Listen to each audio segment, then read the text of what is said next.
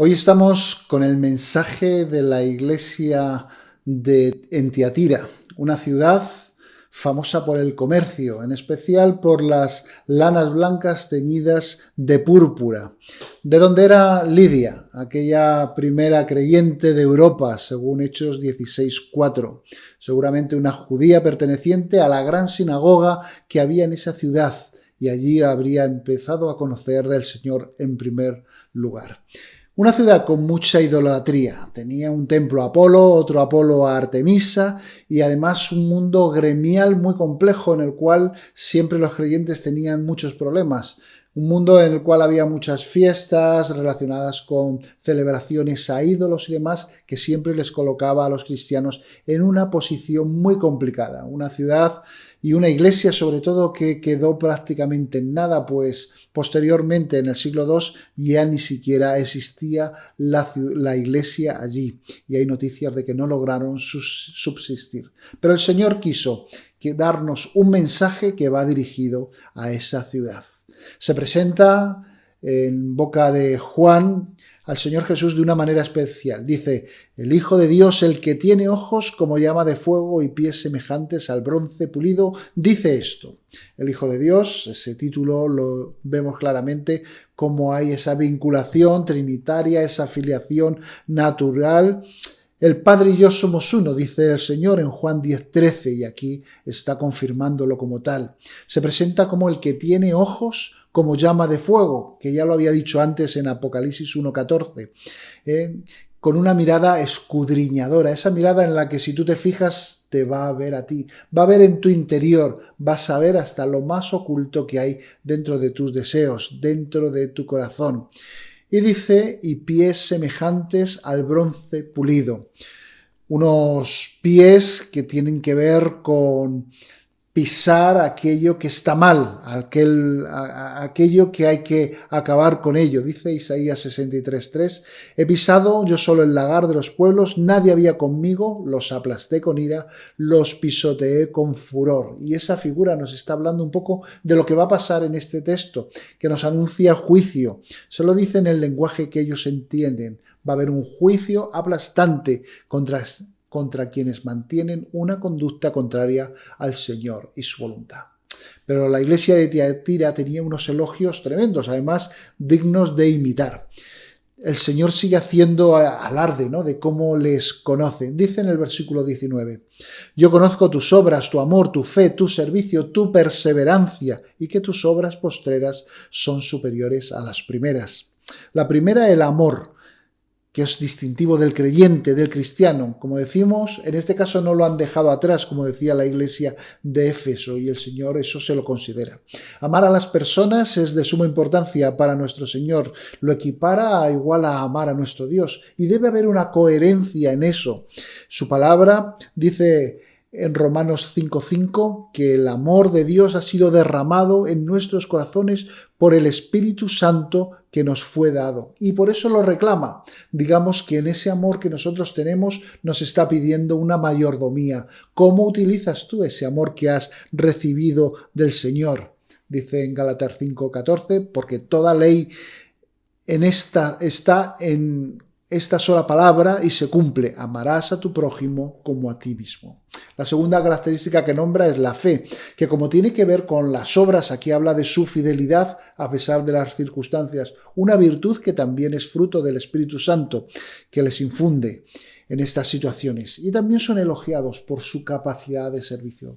La capacidad de servicio debe ser una característica del creyente, de aquel que en su corazón habita el siervo de los siervos, nuestro Señor. Esto yo sé que los no creyentes no lo terminan de entender, eso de decir somos libres del pecado, somos libres de este tipo de esclavitud para servir al Señor, pero realmente nosotros hay gozo cuando nos hemos librado de todo esto y queremos servir al Señor. Y por supuesto, por eso es elogiado. Y por último habla de la perseverancia o la paciencia, que es lo que permite pasar el peso de la prueba. Es una característica también del amor. Recordáis en 1 Corintios 13, el amor todo lo soporta. Vamos, que son fenomenales en estas características que vemos, pero llegamos al versículo 20 y aquí vienen las amonestaciones. pero tengo contra ti que toleras a esa mujer que se dice profetiza, que enseña y seduce a mis siervos para fornicar, para comer cosas sacrificadas a los ídolos. Algunos intérpretes lo que ven aquí es que hay cierta alegoría con esto del nombre, ¿no? Jezabel. ¿Recordáis a la Jezabel del Antiguo Testamento? La mujer del rey Acab, esa que lo que quiso es instaurar todo el culto y toda la idolatría a Baal, trató de llevar fuera el culto a nuestro Dios. Entre sus consejeros tenía 450 profetas y 400 de Asera, 450 profetas de Baal y 400 de Asera. Elías se enfrentó contra ella en el Carmelo y el Señor ganó en aquella batalla. Ella fue capaz de matar a un hombre para quitarle la viña a Nabot y así poder dársela a su marido, de manera que era alguien sumamente cruel y que llevaba el pueblo, y era su intención llevarlo a la corrupción. El texto aquí habla de alguien que estaba profetizando o llevando enseñanza en el nombre del Señor y que les estaba llevando al error. Dice el texto, les enseñaba, les seducía, les estaba llevando a la fornicación, a la idolatría dentro de la enseñanza que hacía, y esto puede ser literal o no. A veces cuando hablamos de temas importantes, temas trascendentales, que tienen que ver con las relaciones entre personas, ¿sí? También las relaciones sexuales, pero que también puede tener con otro tipo de pecados. Y si la enseñanza es laxa, es, bueno, todo vale, no pasa nada, no es tan grave, sois muy jóvenes, con el tiempo esto se irá solucionando, eso es un camino directo al error, a la fornicación que dice el texto, defender toda creencia, a pesar de y pensar que todo vale, que toda práctica es correcta, con la excusa de que, bueno, a mí no me va a agarrar de tal manera que me condene. Estamos equivocados porque nos lleva hacia la caída. El Señor lo reprende y no quiere que esas enseñanzas sigan adelante, en este caso en la iglesia de Thyatira, pero también entre nosotros. Y por eso es contundente con lo que dice.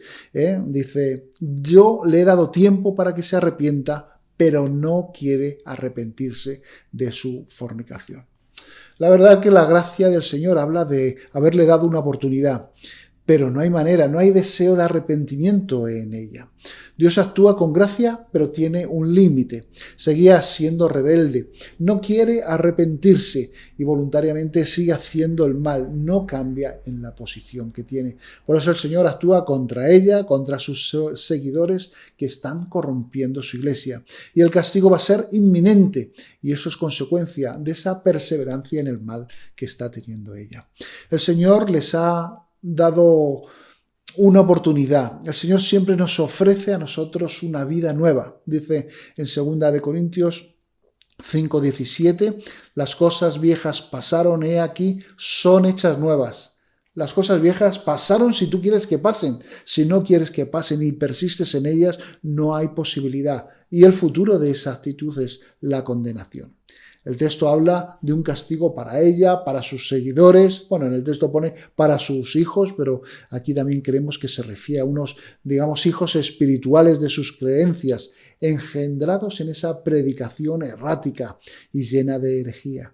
Ellos eran conocedores de esta situación y manchaban el nombre y el testimonio de la iglesia de Tiatira. Resolver esto tenía que ser inminente y además de ejemplo para todos. Dice el texto, sabrán que yo soy el que escudriña la mente y el corazón. Os daré a cada uno según vuestras obras. Es decir, que todo lo que sucede el Señor lo ve y esas obras lo demuestran. Y esos ojos escudriñadores que hablábamos antes son los que están aquí también presentes y a los que se hace alusión para ver lo que hay en la mente y en las intenciones de este pueblo. En el versículo 24 dice, pero a los demás que están en Tiatira, a cuantos no tienen esa doctrina y no han conocido lo que ellos llaman las profundidades de Satanás, yo os digo, no os impongo otra carga, pero lo que tenéis, retenedlo hasta que yo venga.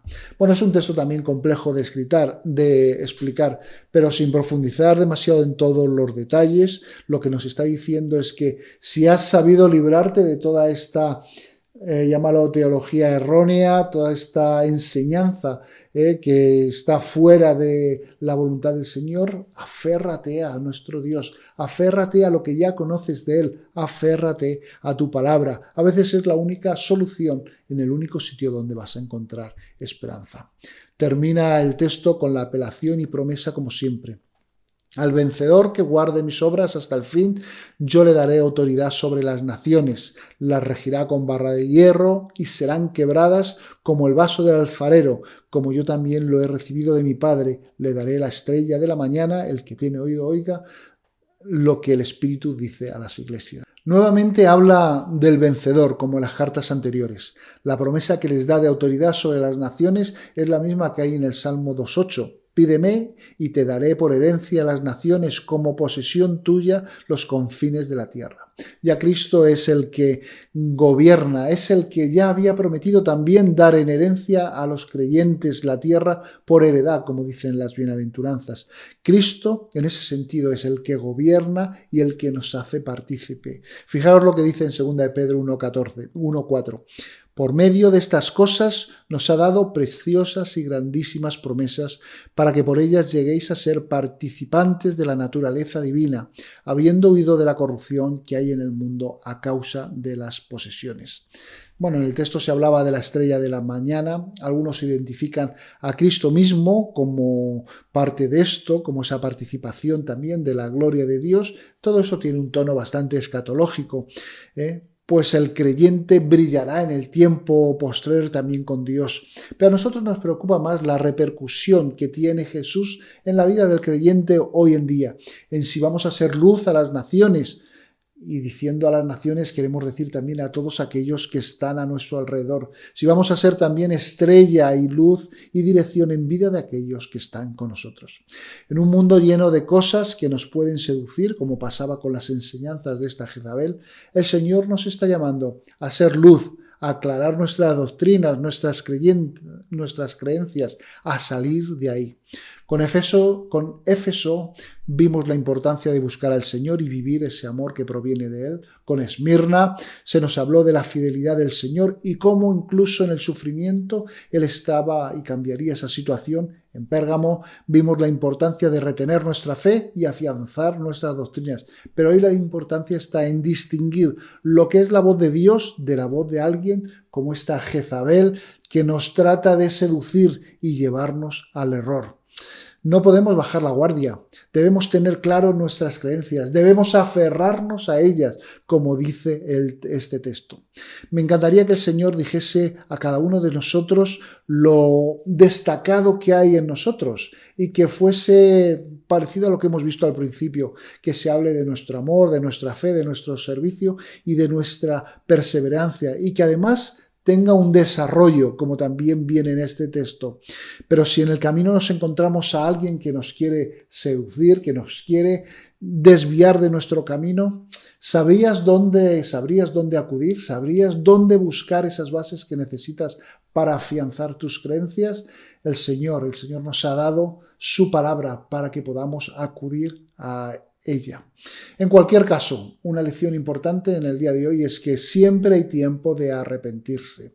Piensa en lo que hemos estado hablando, mira qué implicaciones tiene para tu vida y acude al Señor, porque Él te está esperando con los brazos abiertos también para escucharte y ya sabes que Él con sus ojos te ve, te escudriña y conoce lo que hay dentro de ti. Que el Señor te bendiga en esta semana.